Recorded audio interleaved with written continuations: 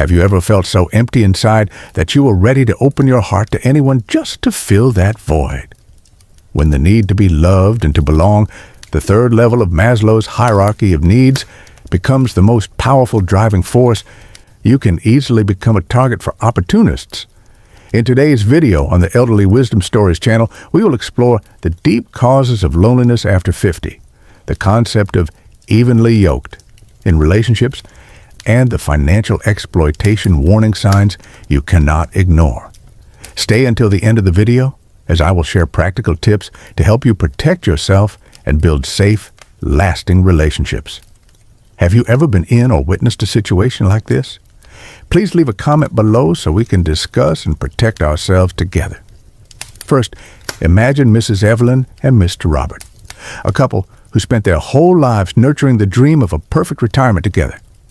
However, just 1 year after Mr. Robert left the daily grind of work to enjoy his golden years, cancer suddenly struck and took him away in a short time.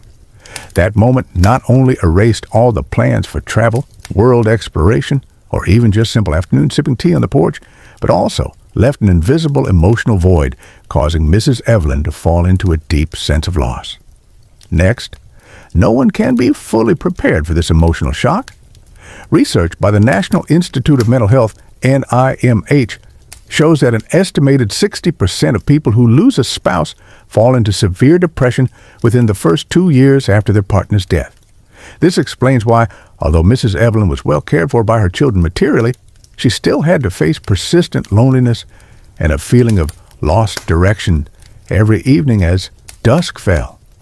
Additionally, from my observations over more than 3 decades working with elderly patients, a sudden change in daily habits, such as waking up later or avoiding interaction with neighbors, is a clear sign that the grief has not been processed. In reality, when the partner of more than half a century is gone, both Mrs. Evelyn's heart and mind seek out a new embrace to fill that void. Moreover, the physiological aspect is also strongly impacted. Oxytocin levels, the bonding hormone that creates feelings of safety, drop significantly after the loss of a spouse, leading to insomnia, loss of appetite, and a weakened immune system. Therefore, although theoretically she may seem stable, in reality, both Mrs. Evelyn's body and soul were in a constant state of distress. Finally, from personal experience and scientific data, we can see the importance of preparing mentally before entering any new relationship. If we do not understand the motivation behind seeking to return to normalcy after loss, we may let our emotions take over and could easily put ourselves in a dangerous situation. After about a year of dealing with the loss, Mrs. Evelyn began stepping out of her comfort zone to seek the sense of normalcy she once had with Mr. Robert. According to a survey by the American Psychological Association, APA, 45% of widows and widowers return to social activities and dating within 12 to 18 months after their spouse passes away, as they long to share emotions and receive the same attention they once had. Furthermore, research published in the journal Aging and Mental Health indicates that rebuilding a new relationship can significantly reduce symptoms of depression after a loss, as long as the process is slow and conducted with self-protection in mind. In my own experience, with more than 2 decades of working with elderly patients, I have witnessed many similar cases. For example, one client who had been overwhelmed with memories of the deceased was initially reluctant to socialize, but after forming a habit of going out for coffee with friends twice a week, they rediscovered their joy for life and gradually opened up to meeting new people. This shows that the restart phase is not only about emotions, but also an important form of mental therapy. In addition, the process of dating again is not merely about meeting new people, but also a journey of rediscovering interests, passions, and self-worth. For Mrs. Evelyn, every walk in the park and every cup of tea with a new friend not only eased her loneliness, but also reaffirmed that she still had the charm and energy to enjoy life. The serotonin hormone, the happiness neurotransmitter, is also stimulated when we interact positively with others, which helps improve mood and sleep. However, I also see an important piece of advice. Start with friendships first. then move on to deeper emotional connections. Taking the time to observe and understand the other person will help avoid hasty decisions based on temporary emotions. Therefore, this phase is not only a transition in emotions, but also a lesson in self-awareness and maintaining healthy boundaries. Finally, the journey of recovery and entering a new life with a companion is a testament to Mrs. Evelyn's inner strength. Not only did she overcome her pain, but she also revived her desire to be loved and the value of connection, an essential element that helps us grow through each challenge. First, after a period of making peace with loneliness and rebuilding her trust, Mrs. Evelyn had the opportunity to meet Mr. Thomas, a fellow senior, simple yet full of enthusiasm. Right from their first conversation at the coffee shop by the park, they quickly realized they had much in common. Both enjoyed early morning walks, both cherished memories of family life, and both longed for someone to share their joys and sorrows. According to a survey by the Journal of Gerontology, older couples who form relationships based on shared values tend to have a 30% higher satisfaction rate than those who meet by chance, as they can easily understand and empathize with each other. Next, the dating process between Mrs. Evelyn and Mr. Thomas progressed quite naturally. They started with walks, followed by simple dinners, and then gradually began meeting at Mr. Thomas's house to watch the news or listen to classical music together. Personally, from my experience working with many elderly couples, I have noticed that building a shared routine like this helps not only to strengthen emotional bonds, but also creates a harmonious rhythm in life, avoiding feelings of intrusion into each other's private space. Furthermore, from a biological perspective, researchers at Harvard University have shown that simple, shared activities like watching a movie together or sharing a meal stimulate the amygdala to release oxytocin, the bonding hormone, which enhances feelings of trust and safety in a new relationship. This explains why, after just a few months of getting to know each other, Mrs. Evelyn not only felt warmth returning to her heart, but also gained the confidence to consider a shared home with Mr. Thomas. However, despite the sweet beginning, Mrs. Evelyn did not forget to maintain her cautious approach. She took time to openly discuss her feelings with her children and close friends, sharing her emotions and listening to their feedback to ensure the relationship developed healthily. From my personal experience, having witnessed many rushed decisions leading to painful consequences, I strongly encourage everyone to start with friendship, allowing the relationship to mature gradually before making major decisions like marriage. In the end, the new relationship between Mrs. Evelyn and Mr. Thomas is a testament to the power of allowing oneself to be loved again. Despite having gone through loss, they courageously opened their hearts, and it was through trust and slow steps that they laid the foundation for a sweet, yet cautious and sustainable new beginning. However, the initial happiness quickly turned into a nightmare when Mrs. Evelyn realized that Mr. Thomas was not only financially incompatible, but also a predator taking advantage of her. Indeed, according to the 2020 report from the National Center on Elder Abuse, NCEA, over 5% of elderly people have been victims of financial abuse, with fraudsters often targeting those in the emotionally vulnerable phase after a loss. Mr. Thomas, with his keen observational skills, noticed that Mrs. Evelyn longed for care and to fill the emotional void. So he skillfully approached her, displaying extraordinary attentiveness and kindness, far exceeding that of her late partner.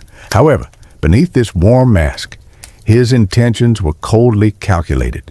He meticulously tracked her spending, gradually demanded shared finances, and subtly proposed transferring joint assets into his name. Moreover, in nearly 2 decades of working with elderly families, I have witnessed many similar cases when seniors enter new relationships and tend to ignore the warnings of friends and family, believing that love has nothing to do with money. This belief inadvertently helps financial predators execute their plans smoothly. A 2021 study published in Aging and Society confirmed victims often feel embarrassed to share financial matters and hesitate to confront the reality of being exploited, leading to significant financial losses.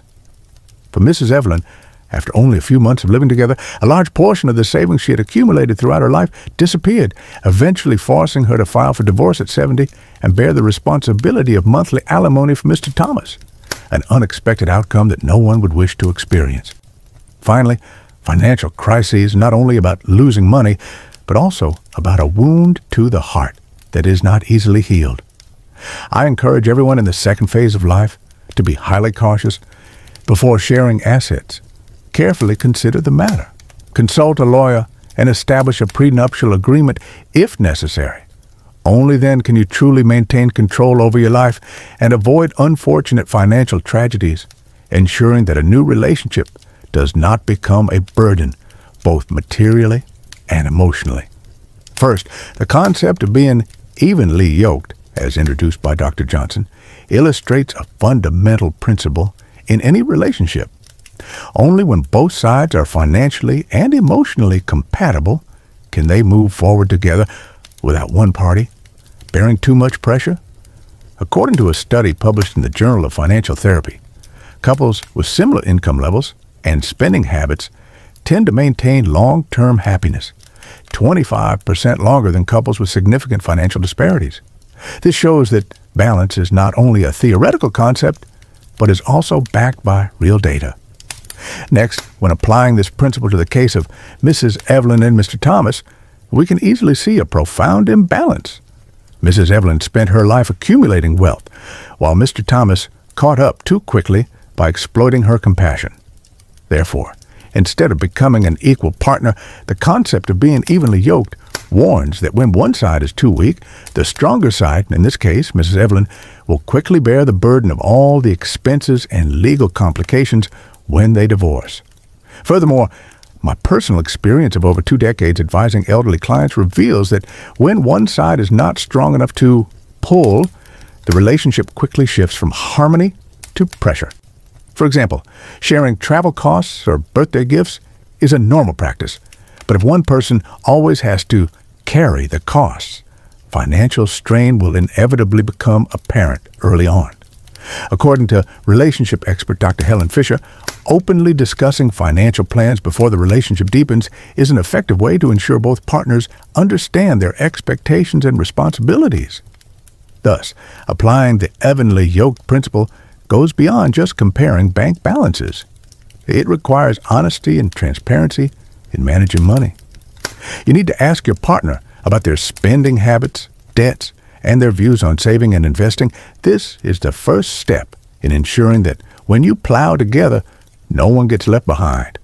Finally, the greatest lesson that Dr. Johnson wants to convey is love can only truly endure when both partners share the load, share responsibilities, and trust each other. If you don't want to be the ox being dragged behind, remember to maintain balance from the very beginning so that your relationship is not only sweet, but also safe and sustainable. First of all, when starting a new relationship, you need to be aware of the early signs Dr. Johnson refers to as red flags, early warning signs that the other person may not truly be for you, but is looking to exploit you. First, there is the phenomena of love bombing. The opportunist will appear so perfect, it's abnormal, constantly giving expensive gifts, texting incessantly, and showering you with excessive compliments all in the early stages of the relationship. According to the Cleveland Clinic, this is a tactic used by fraudsters to create a quick attachment, but it is a precursor to controlling and manipulative behavior later on. Next, if you notice that you're constantly being praised and supported endlessly, from paying for all expenses to always being ready to fix any of your problems, that could be a sign they're trying to lure you deeper into a dominant position. Research published in Aging and Society shows that when one party takes on most of the financial or emotional burden, the rate of conflict and breakup increases by up to 40% compared to couples who share responsibilities more equally. Moreover, one crucial red flag you cannot overlook is the rush to tie finances together.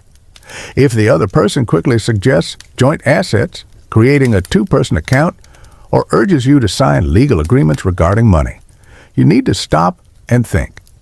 According to the National Council on Aging, financial abuse of older adults causes damage amounting to $28.3 billion annually in the U.S., with nearly 5% of those over 60 being victims of this form of abuse. In addition, from my personal experience, I have witnessed many similar cases when what seems to be perfect love eventually turns into demands for a tough approach in finances, from paying for entire trips to buying shared items without discussion.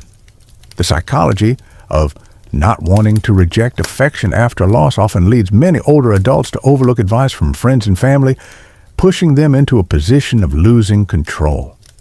Therefore, when you notice any of the above signs, be cautious and listen to your inner voice. Consult friends, family, those who have observed your process of healing from loss, and if needed, do not hesitate to seek support from a psychologist or lawyer. Ultimately, whether you seek sweet love or simply want a shoulder to lean on, keeping a clear vision, a strong mind, and solid financial principles is key to ensuring that your new relationship doesn't turn into a tragedy. Have you ever encountered any red flags in a relationship after 50? Share below so we can protect each other. Finally, remember that protecting yourself should always be a priority before you decide to open your heart to someone. First, keep your finances separate and transparent from the beginning of any date. This not only helps you easily control your spending, but also avoids undesirable consequences as the relationship progresses. Next, don't rush into a serious commitment right away. Prioritize building a friendship, sharing interests, viewpoints, and life goals to get to know each other better. This forms a solid foundation, giving you more confidence when considering marriage. Additionally, if you own significant assets, consulting with a lawyer to draft a prenuptial agreement is a wise step, providing peace of mind and minimizing legal risks. As Dr. Johnson emphasizes, loneliness may weigh heavily on the heart, but loneliness is better than being exploited, losing all assets, and suffering long-term pain. Therefore, always stay alert, keep your mind clear, and equip yourself with clear principles before placing your trust in someone. Only then will you be truly ready to embrace a healthy, sustainable, and worthwhile relationship.